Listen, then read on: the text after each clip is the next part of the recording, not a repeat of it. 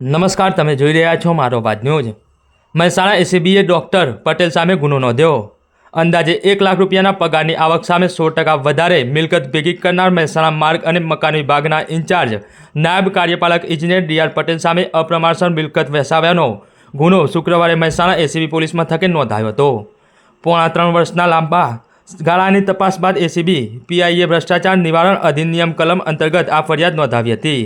હાલ મહેસાણા માર્ગ અને મકાન વિભાગમાં ઇન્ચાર્જ નાયબ કાર્યપાલક ઇજનેર તરીકે ફરજ બજાવતા દિલીપકુમાર રતિલાલ પટેલ દ્વારા અપ્રમાણસર મિલકત વસાવ્યા અંગેની મહેસાણા એસીબીને તેમના જ વિભાગના કર્મચારી કે અધિકારી દ્વારા અરજી કરાઈ હતી, જેને પગલે એસીબી પીઆઈ સુખદેવસિંહ ચાવડાએ તપાસ હાથ ધરી 1 જાન્યુઆરી 2013થી 31 ડિસેમ્બર 2022ના 9 વર્ષના સમયગાળામાં પોતાની સરકારી ફરજ દરમિયાન પગારની આવક સામે કરેલા ખર્ચની વિગતો મંગાવીને સતત પોણા 3 વર્ષ સુધી તપાસ હાથ ધરી હતી, જેમાં ડીઆર પટેલે ગેરકાયદે રીતો અપનાવીને પોતાના આવક કરતાં 100% વધારે કુલ 37.5 લાખની મિલકતો પોતાના અને અસ્તિત્વના નામે વસાવી હોવાનું બહાર આવતા તે નવેમ્બરના રોજ પીઆઈએ એસીબી પોલીસ મથકે ડીઆર પટેલ સામે ભ્રષ્ટાચાર નિવારણ અધિનિયમ 1988ની કલમ 13 મુજબ ફરિયાદ નોંધાવી હતી।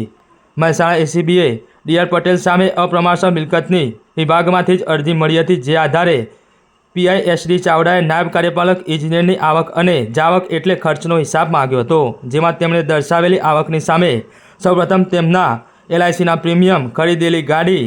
બેંક સ્ટેટમેન્ટ તેમજ તેમના કે પરિવારજનોને નામે ખરીદવામાં આવેલી જમીન, મકાન કે પ્લોટના ઓનલાઈન દસ્તાવેજોને આધારે તેમણે કરેલા ખર્ચની ઓનલાઈન વિગતો મેળવી હતી। સાથે બાળકોને ભણાવવા માટે ચૂકવેલી ફી, ટ્યુશન ફી, બાળકોના લગ્ન માટે વૈભવી ખર્ચ કર્યો હોય તો તેના ખર્ચની પણ તપાસ કરવામાં આવે છે અને આવકની સામે જો તેમણે વધારે પ્રમાણમાં ખર્ચ કર્યો હોય અને મિલકતો ભેગી કરી હોય તો ફરિયાદ દાખલ કરવામાં આવે છે।